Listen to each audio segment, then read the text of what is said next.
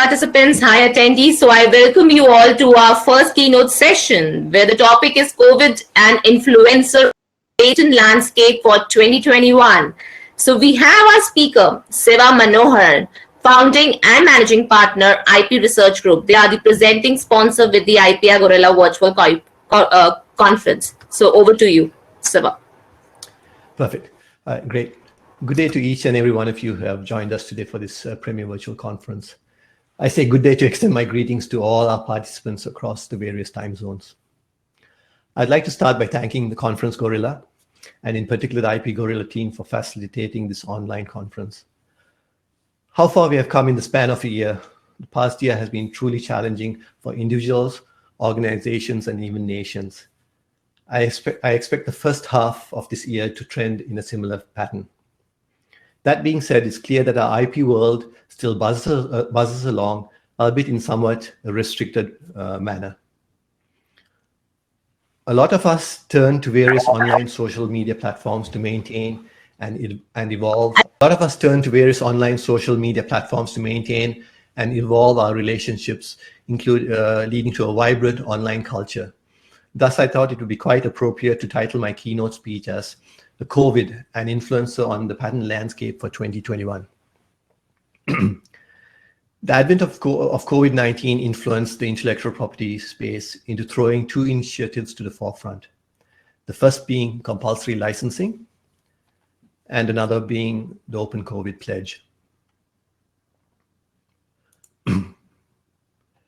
We saw many nations move swiftly to ensure that vaccine development would not be hindered by rights and royalties. So what is compulsory licensing? Compulsory licensing is when a government allows someone else to produce a patented product or process without the consent of the patent owner or plans to use the patent-protected invention itself. Actually, here in Canada on March 24, 2020, that's very early on in the onset, Bill C-13 of the COVID-19 Emergency Response Act came into force. The Act expanded Canada's compulsory licensing powers. So this new legislation allows the federal government to provide notice and pay royalties to the relevant patent owner once an authorization is granted. The royalty structure is described as any amount the commissioner considers to be adequate remuneration in the circumstances. So I guess this most likely takes into account the various licensing scenarios like make, use, and sell. Actually, unlike many other nations, Canada is no stranger to compulsory licensing. Since the 1990s, Canada has implemented compulsory licensing measures in the pharmacology sector. The second initiative would be the Open COVID Pledge. This is, I think, truly a noble gesture put forth by the industry and academia to share intellectual property in the fight against COVID. The pledge is as follows. We therefore pledge to make our intellectual property available free of charge for use in ending the COVID-19 pandemic and minimizing the impact of the disease. So let's have a quick look at some of the interesting IP that has been pledged. So obviously, anyone venturing out to the shops would have probably seen this. It's a POS terminal with protective film. In my opinion, this is a band-aid solution because these protective covers still require disinfection. Hence, I present a powerhouse in the tech space as the first pledger to this initiative. Let's have a look at IBM. Here the patent that they've submitted is titled Touch Input Device with Pathogen Transmission Mitigation. It's quite a mouthful. So what is it? So basically, if you have various types of displays, the displays obviously include an array for illuminating selected portions of the touch surface with ultraviolet light of a sterilization wavelength based upon the received touch inputs. So, something like a form of UVC. The selective illumination may occur while receiving a touch input, or in some cases, you have an accumulation of touch inputs, and then the UV light will be hit. So here, certain surfaces that you physically touch will be hit with the UV light. So in this way, I see that it is a self-cleaning product that IBM is trying to push out. The second entity is another well-known global brand, Mitsubishi Electric. In fact, Mitsubishi Electric has pledged 5 IP assets to the cause. For keeping this presentation short, I'll not list all, but just let's focus on one of the key patents. The patent is titled Method for Estimating Location of Nodes in Wireless Networks. So here we would see individuals who are in various locations, and we could designate them as anchor nodes. Okay, so let's say we need to pinpoint the location of an unknown individual's position who is in somewhat close proximity to the anchor nodes. The patent describes a method for calculating the relative distances of each anchor node to the target node. So in essence, I believe that this patent would have good use in area where we can see wireless localization for contact tracing. I'm sure you can all see where this is heading. We've all seen, Will Smith, Enemy of the State. Contact tracing was happening heavily in this film, right? So I've always believed that Hollywood always pushed the bounds, and technology used to catch up. So just now I've presented 2 very useful inventions that in my opinion could be of great use in mitigating the spread of not just COVID, but other pathogens. The drawback to these is the fact that they require considerable effort and time to get potential product to market. The terms of the license may also be a bit of concern. I don't have time, so if you all look at a COVID pledge, there are certain restrictions on the timelines when a user can employ these patents in the bucket. So now let's shift our focus to academia. So as a third example, I'd like to show represents the efforts of the academic institutions in stepping up to the plate to provide their research as potential solutions to combating the ongoing pandemic. I'm sure many of us have seen this on TV or have personally been privy to this, a COVID test being administered as a nasal swab. That's quite painful. Pardon me. So definitely it's not a pleasant surprise, not a pleasant feeling or experience. So the New Jersey Institute of Technology, NJIT, have pledged a 3D design for a forceps-based swab. The NG forceps swab for COVID testing. So they were good enough to provide links to download the design files for 3D printing this device. Looks to be an instrument that companies can rapidly prototype, work on any design variation, and then rapidly manufacture. So I think this kudos that a simple innovation. Obviously, with the onset of 3D printing, I'm sure someone's going to be discussing that in one of the panels.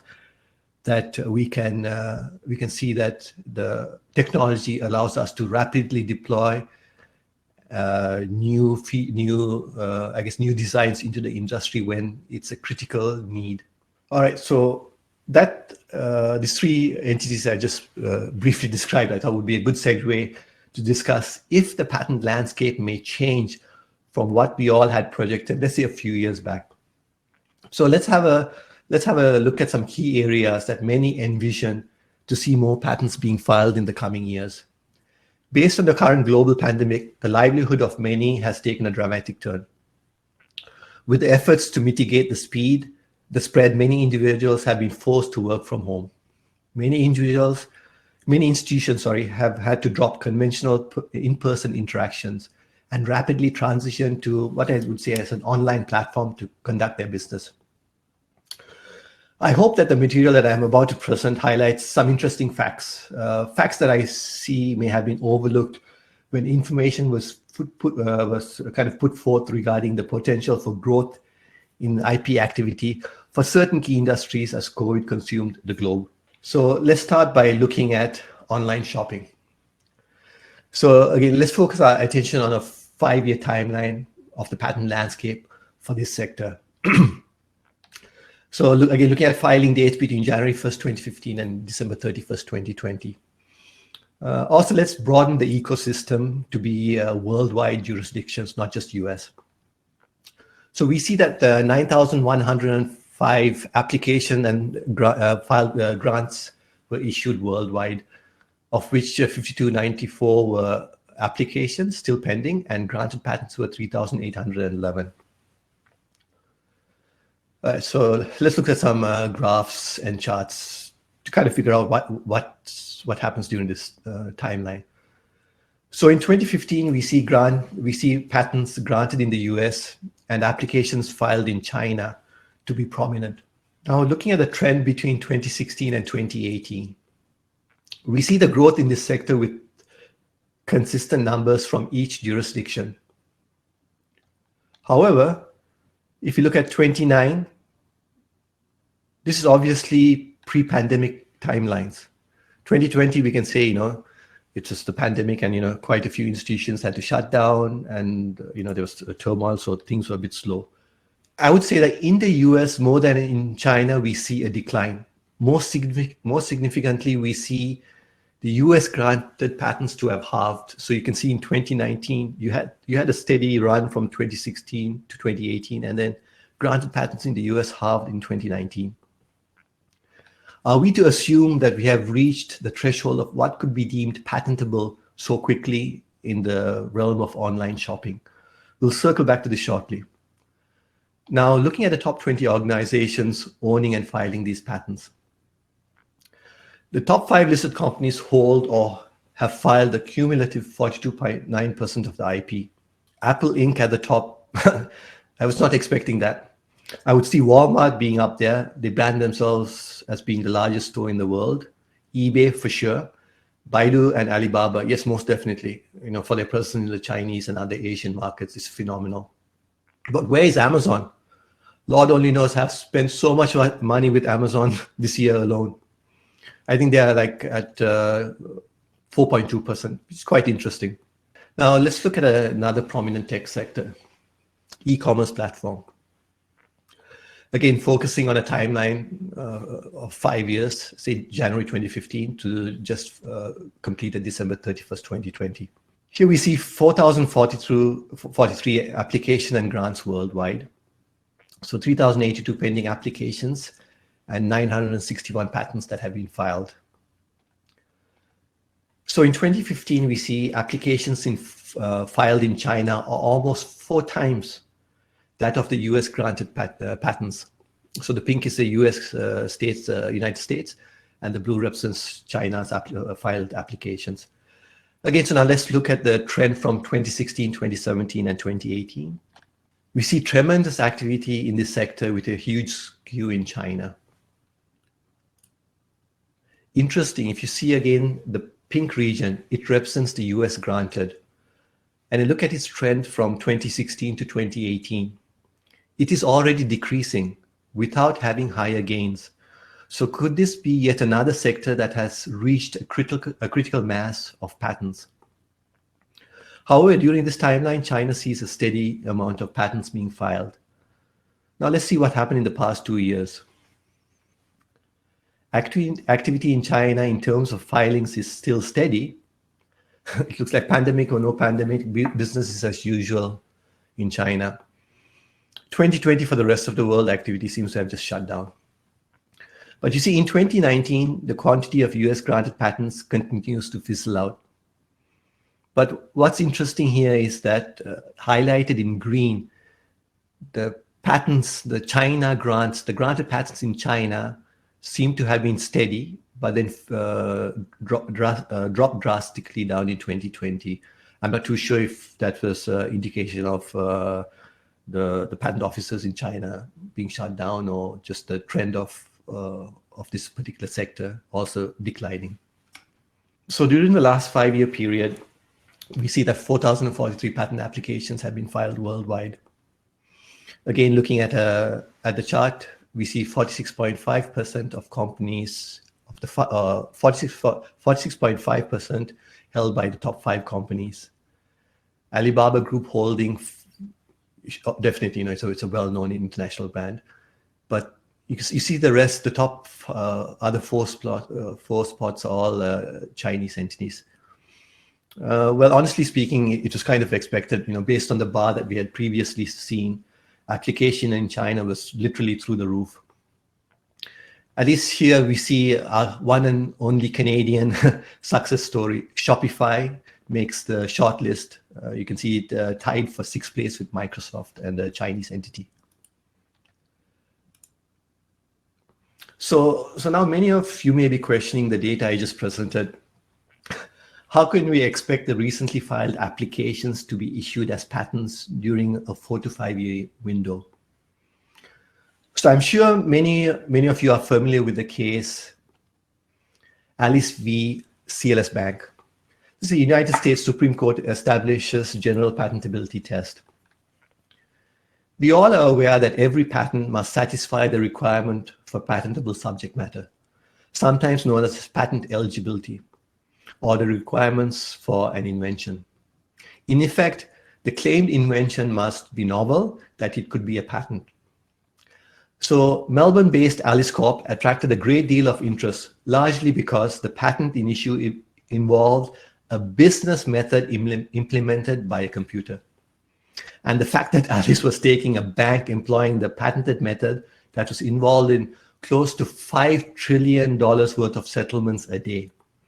So this landmark case was put forth in 2015. That is 1 year before the 5-year timeline that I just showed you for the online shopping and the e-commerce platform sectors. So just maybe my timeline of 2015 to 2020 on the patent landscape for online shopping and e-commerce platform captures the effects of this single landmark ruling. The patent examiners are now able to very quickly question a filed application on the merits of disclosing an implementation by means of a software program on a process that is well known in the art. So these two technologies that I had just showed are now front and center during the pandemic. Everyone's online shopping, everyone's conducting business through e-commerce platforms. However, in the IP world, online shopping and e-commerce platforms are generally based on existing manual practices, which have been converted for a digital or web-based platform. So in a nutshell, we are not really innovating, are we? Now, a few may be wondering why I chose online shopping and the e-commerce platform. They both appear to be the same. Most use these two terms interchangeably. Actually, the e-commerce platform and online shopping are both different concepts. E-commerce platform refers to all aspects of operating a business online, whereas online shopping refers to the online selling and purchasing of goods and services. Right? So with online shopping, customers purchase items from anywhere in the world via a digital platform. So basically, just in conclusion, what does this tell us about COVID-19's potential influence on the patent landscape in the near future? As expected, there definitely will be growth in the pharmaceutical sector. However, the non-medical IP space was already well positioned to weather the storm. I have faith in the notion that humanity is ahead of the curve. This can be seen by how rapidly COVID vaccines using mRNA sequencing were developed and somewhat painless transition to online platforms for many around the globe. My final takeaway is that while at the micro level, COVID may have influenced the global IP landscape, at the macro level, it is business as usual. Here's looking forward to a brighter future where normalcy may once again take precedence. I now look forward to hearing the various presentations, panels, and roundtable discussions. I would also urge you all to be online to hear the presentation by Derek Noon. He's a senior IP licensing and transaction executive at IP Research Group. Trust me, he brings a wealth of knowledge with him. Thank you so much, Siva. Thanks for the wonderful beginning of the keynote session with the conference and a great topic, which I'm sure many of us would like to hear about it in 2021. Thank you so much, Siva, for joining for the wonderful session and making this keynote session valuable for us. I would request everyone to do the polling on the poll section before leaving for this session. Thank you so much. Bye from here. Thank you. Thank you, Tali.